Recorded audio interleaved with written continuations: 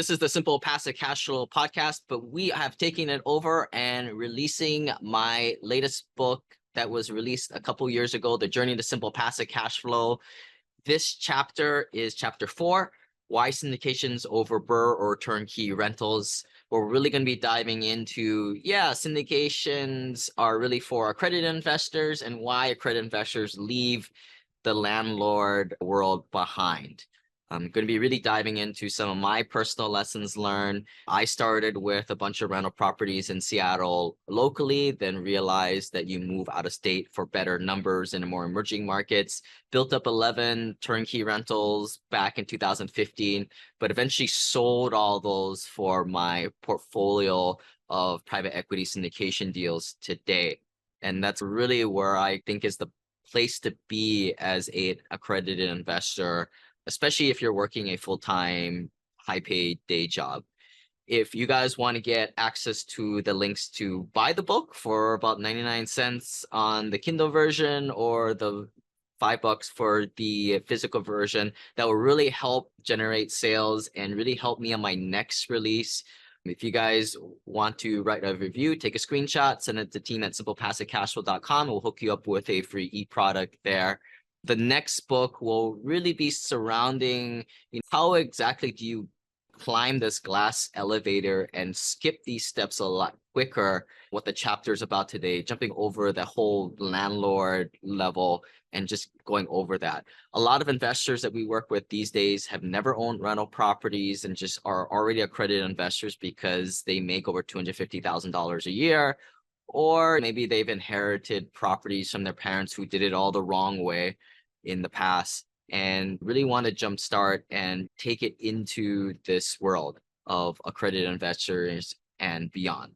So for that, again, we're going to be we're about almost halfway through the book, and probably over the next couple of months, you'll hear the rest of the chapters, but enjoy this chapter. And if you have any feedback or any thoughts for the next book, or if you'd like to help a reviewer on the next book, please reach out to team at simplepassivecashflow.com. We can get you an advanced copy on that, and you can feel like you're the inner circle with us going along this journey of releasing the second big title from Simple Passive Cash Flow. Thank you all for the support and enjoy the chapter. This is a story about a dude named Lane. Then one day he went and tried to rent them out, and then he became one of the best domain. Chapter 4, Why Syndications Over BRRRR or Turnkey Rentals. I soon realized that there are a lot of really good deals out there with a higher than $2 to $5 million purchase price, and there was a sweet spot above that and below institutional investors who are getting large deals just to invest a plethora of dumb retirement money, just to appease the retail investors, especially overpaying for what they're getting. But they get in such scale, they hide in the $20 to $50 million range. These syndication deals and private placements target the $2 to $20 million range roughly to spot out 1 in 1,000 deals that achieve higher returns at a good risk-reward profile. I personally focus on workforce housing apartments because of their recession-proof properties. When I had 11 rentals in 2015, I knew it wasn't a scalable way of investing, and I found my tribe with other high net worth investors who were already investing in syndications and private placements. A lot of these guys were high paid doctors, lawyers, engineers, and other working professionals who were 10 to 20 years older than me. And I realized this high level vision of being a completely passive investor in dozens of deals, putting no more than 5 to 10% of your net worth into any one of these deals in order to achieve diversification. No. A classic mom and pop investor mistake is to build up to an 8 or 16 units where they have way more than 10% of their net worth into a single asset. Therefore, they're just not diversified. I had a background in rental real estate, and I didn't stray from my original goals of cash flow. I targeted properties that were already cash flowing, but maybe there was some sort of a bad management or under market rent situation. Whereas if we just put a little lipstick on a pig and focus in on about $4,000 to $6,000 of rehab per unit, enough to change out the flooring, change out the yellow appliances for black or stainless steel ones, playground equipment on the grounds, and freshen up the look without getting to any big construction activities like new cabinets or breaking down walls, this is just enough to bump the rent $100 to $150 on already under market rents. And a lot of times too with commercial real estate, which is very different from residential and certainly turnkey investments, the property value is not derived off comparable sales. It's derived off the net operating income. If you can go in there and either increase the income, which is primarily our business plan, and or decrease expenses, you can increase net operating income. And when you divide the increase by the prevailing cap rate for that asset class in that market, that is the difference in value that you have increased the property. This is not market appreciation, which comes and goes, in my opinion, and just kind of luck. This is forced appreciation. Value comes through those people who create value, and value that we're creating is better living conditions for tenants who will in turn pay a little bit more rent. Syndication investing is pulling together passive investor capital so that the operators or your general partners can go after a stronger deal with very low competition. Again, too big for mom and pop investors and better deals than the clunky institutions can't find. Then implement a business plan once passive investor capital is pooled together. Securities laws are triggered no differently than creating a company stock. Some syndications are done differently, but for the most part, an LLC will own a piece of property and have title to it. That LLC will be split in ownership with all passive investors based on their pro rata share. All this will be executed through a legal document called the Private Placement Memorandum, or PPM for short. If you've never seen a Private Placement Memorandum, you'll probably be very overwhelmed. It's a pretty hefty document that's over 100 pages in length with a lot of capital letters yelling at you. We typically pay a lawyer $15,000 to $20,000 to put this together and to do our United States securities filings for us. A private placement memorandum does two things. First, it protects the passive investor that the general partners have fiduciary responsibility to not lie, cheat, steal, or run the investment into the ground. Secondly, it also protects the general partner to help prevent disgruntled passive investors from suing should investment performance not be met. You could syndicate capital for any type of business or project, real estate or not. I like to invest in real estate assets that are stabilized, which are defined as 90% occupied or more, so that I can get a Fannie Mae or Freddie Mac agency non-recourse debt, and I can implement a business plan while cash flowing from day one. So in case anything happens in the economy, like a recession happens, we'll just continue cash flow.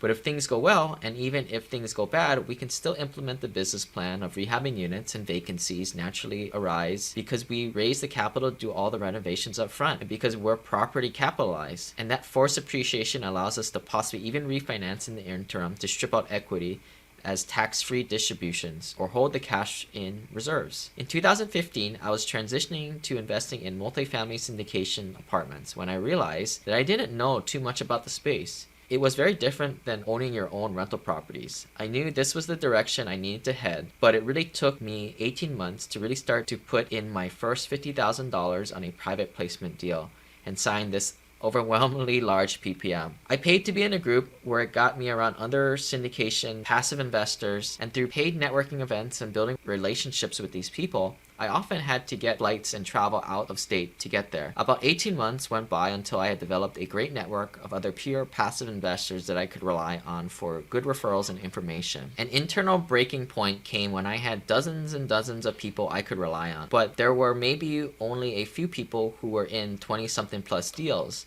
And I had built up the relationship enough to ask these folks, hey man, so how do these syndications really work? Do you really get the cash flow stated in the performance? Does the performance really happen? And for the most part, the answer that I got informally from these folks was out of 20 or so deals, maybe a few of them, we lost a little money, but we didn't know if there was any potential foul play involved. We didn't think so, but we don't know for certain. Those are the bad cases. At the same time, it wasn't a total loss. That's why you invest in deals that do non-recourse debt. That should anything bad happen, barring an embezzlement, fraud, or anything like that, the LPs and GPs are able to just walk away from the debt.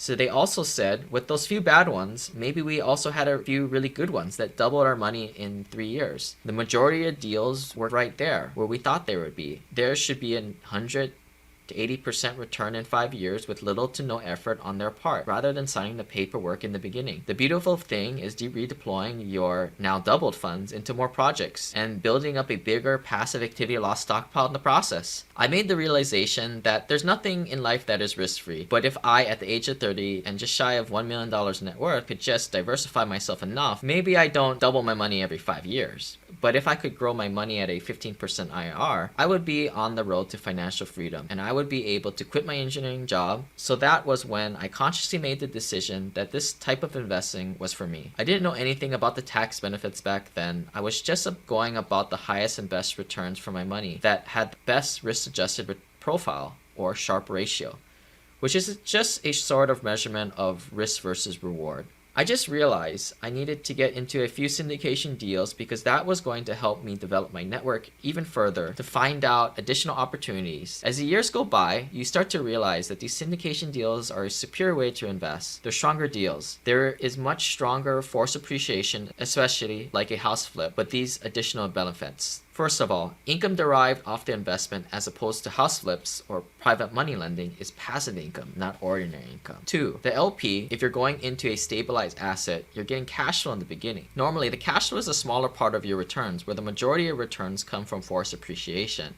Getting cash flow is nice, and in turn, you're deleveraging your investment right off the bat as cash flow checks come in. You can also use those cash flow checks just like you would a turnkey rental, or either eat off of or to put towards even more investments. Syndication deals offer better leverage or debt options with longer loan terms of 80 to 15 years amortized over 30 to 35 years. And again, that's one of the misnomers. I think I see a lot of people, they're like, I don't want to go into syndication deals because I don't get debt. The debt is actually better, and it's better because the general partners put it in their name, and you, the passive investor, don't have to put any of that debt in your name, but you're still getting the leverage. 4th, stronger legal protection as an LP since you're not a managing member of the asset. The general partners are the managing member. They're the ones that make the decisions, and they're the ones that get hung should they make a bad decision legally. Number 5, better tax benefits due to cost segregations. See simplepassivecashflow.com/costseg for more information. And again, check out the tax guide too, simplepassivecashflow.com/tax. 6, and last but not least, larger institutional asset providing more stability and more economies of scale. I think a lot of operators, mom and pop operators out there, are buying little office complexes. This building right behind me is the Jacksonville Tower, that old Bank of America tower that we bought.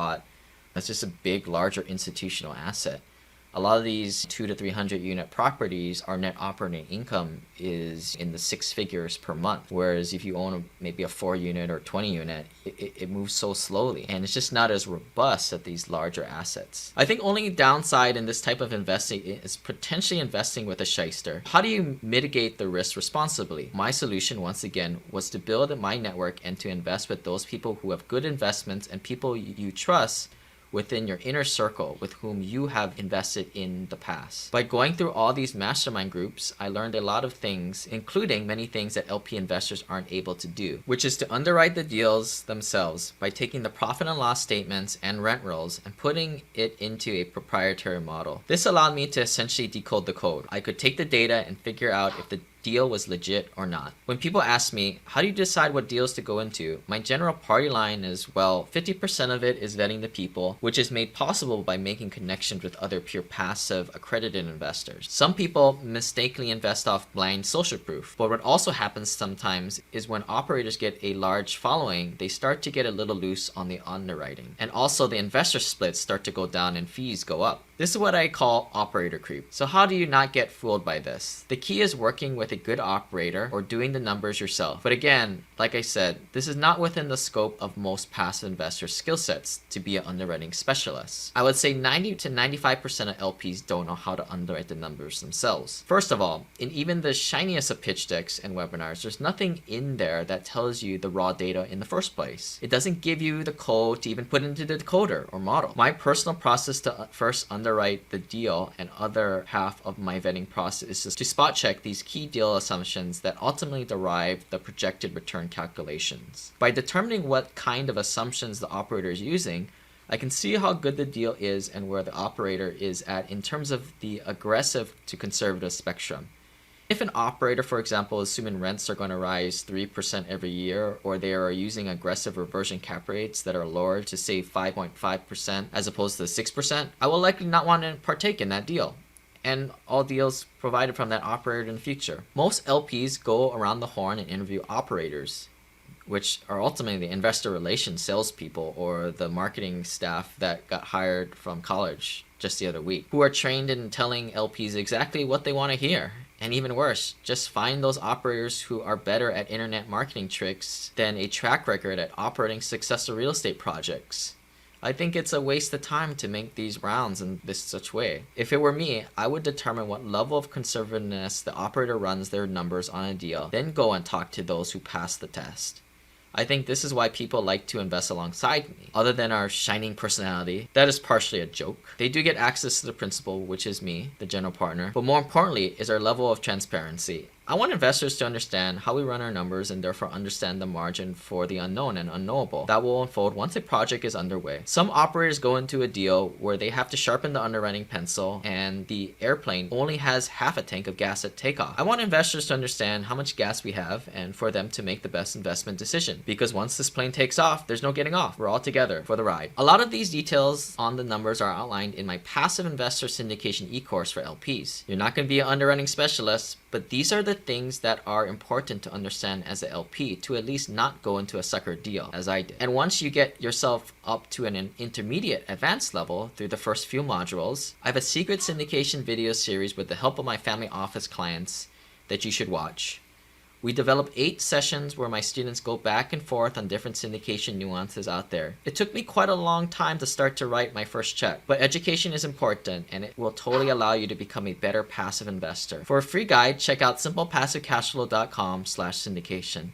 As I mentioned, a lot of my clients are higher net worth investors who are most likely going to be valuing their time over money. More often than not, part of the issues as being a remote landlord is that you're constantly getting abused by property managers and vendors because they have an assumption about you. You're just some rich person out in California, Hawaii, Seattle who has never seen the property before and are just drinking pina coladas by the beach. Most experienced remote investors get tired of getting gouged on pricing and eventually transition into syndications and private placements with the right people. In 2013 to 2015, while building my portfolio to 11 remote rentals, I started to run into this problem.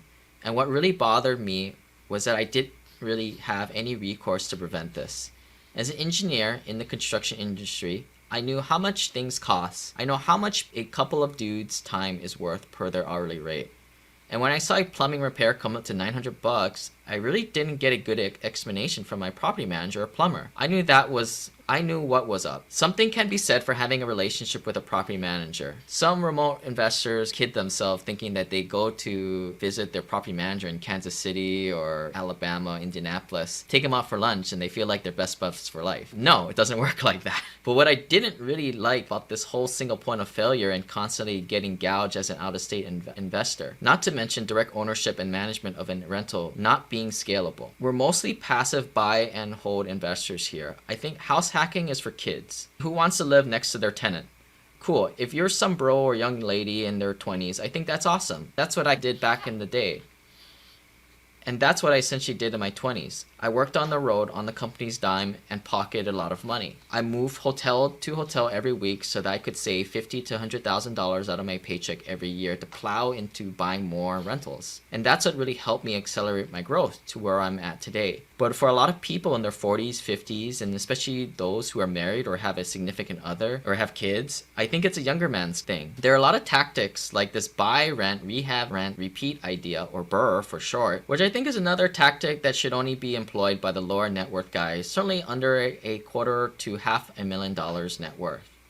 The concept sounds pretty sleek. Buy a property that needs a lot of work and at a lower price. Find a contractor to fix it up. Now this is the biggest risk in the plan. Get a bank to give you a new loan for the higher appreciated value, then rent it out, sell, and repeat. I think the biggest thing is when you're doing this remotely and you're wiring over large sums of money like $10,000 to $50,000 or even more to acquire property and put in the capital improvements or the repairs, there's a single point of failure with the people you work with. Most times you're working with an unprofessional person. Today, I try to not work with people who have under a couple $1,000,000 net worth or less as my other co-general partners. The issue that I see with the smaller BRRRR properties is you're working with these lower net worth people and they may not value the relationship with me as much as they value putting food on the table for their families by running off with my money or skimping on performance. If a contractor is any good, they eventually swim upstream to work on larger homes that have higher profit margins than slumming it with an out-of-state investor sub 100K property. So therefore, if people find good contractors, well, are they really good or are they just dumb that they don't move up to the bigger stuff and stop working with an out-of-state remote investor? I also don't like to really work with people who don't have a college degree. Granted, I don't think college degrees are all that important these days, but at least it tells me somebody has gone through the process of achieving something that often requires 4+ years of focus. Of course, that is just my investment criteria, and I believe anybody can choose to be as discriminating as they want when it comes down to investing your own hard-earned money. Don't trust anyone, be smart, mindful, and follow your gut instincts. So many people choose to rely on a lot of other people without even vetting any of this stuff. And what is absolutely crazy to me is that so many of the people who do this are not in the construction industry to begin with. They don't know how to manage contracts. They don't have any background in this field. For me, I used to do this for a living as a construction and civil engineer. We'd always go back and forth about unforeseen conditions and discuss managing the scope and budget timelines with contractors. So a lot of this stuff came as second nature to me. You have smart people like doctors, dentists, accountants, computer programmers, to name a few, of course, but many are definitely out of their realm of expertise in a more blue-collar type situation of managing construction. The last issue I have with these strategy is that I feel it is a big risk to rely on banks to give you a good refinance via favorable appraisal, which is not necessary in their best interest to you. Overall, I think it's a great way to make a lot of money, ordinary, not passive income in terms of taxes, but I don't think it is a good risk-adjusted return to sustainably build wealth over time. Essentially, you're taking more risks than you should be, working with amateur-level talent, rolling the dice on appreciation, not prudent cash flow. That said, you as the investor need to understand the risk-reward profile and match that with your goals. For higher net worth clients, myself included, being a passive investor in a large deal that exhibits cash flow combined with an institutional quality business plans to incrementally increase the property's rents over time via forced appreciation offers more than enough equity growth while supporting the need to hedge the downside risks and preserve your capital in tough economic times. And I think a question that comes up a lot of times is investors are like, should I invest in now? I used to think that a long time ago, that same question, right? Should I just sit where I'm at? Should I time the market? And then I started to realize, like, a lot of people, they put us passive investors in the pigeonhole of those people making the mistake back in 2008. Right? In 2008, these guys were a bunch of house flippers buying properties assuming that the properties were going to go up with market appreciation, not forced appreciation. So that was where their downfall was. And those properties did not cash flow. And the cash flow is what keeps you alive. Cash flow is like oxygen. It keeps you alive in tough time. Now, when you're investing in properties at cash flow, 1% rent to value ratio better properties, even if a recession comes around, you should be able to hold on to the asset, make your debt service payments, and come out of it even stronger. And I think most people invest for appreciation, and I just think that people should separate the two types of investors, the active rehabbers betting on gambling on appreciation versus the cash flow investors. To me, if you're a cash flow investor, it's always a good time to be buying if it cash flows. Most people will think of it as an aggressive strategy, right? You're always buying, but in the back end, it's very prudent because you're always buying things that make sense, that should tough times come around, you cash flow. And this is why we invest in workforce housing, because it's an asset class that this country needs more of. The country needs more lower middle class housing. They're not making much more of it. Sure, they're building new luxury stuff, and some of that older stuff is getting older. Like in a country that the population is growing, they're not making any more real estate, and especially they're not making the real estate for the lower middle class. And I think in the next chapter, you guys are gonna really start to see this all come together. The investing to me is 1/3 of the picture, but when you start to get into the tax and the legal and the infinite banking strategies, that's the other third. And of course, that last third is a legacy, right? We might get into that a little bit into this book, and more especially into the next book that's coming as we start to help more and more clients get to that $10 million stage, or at least to the $4.5 million net worth stage. But if you think investing is a big part of it, it is, right? It's a part of the prerequisite, but it's really a small part of the game that the wealthy investors play. It's a small piece of the puzzle, and I think we're going to start. So stay tuned for the next chapter.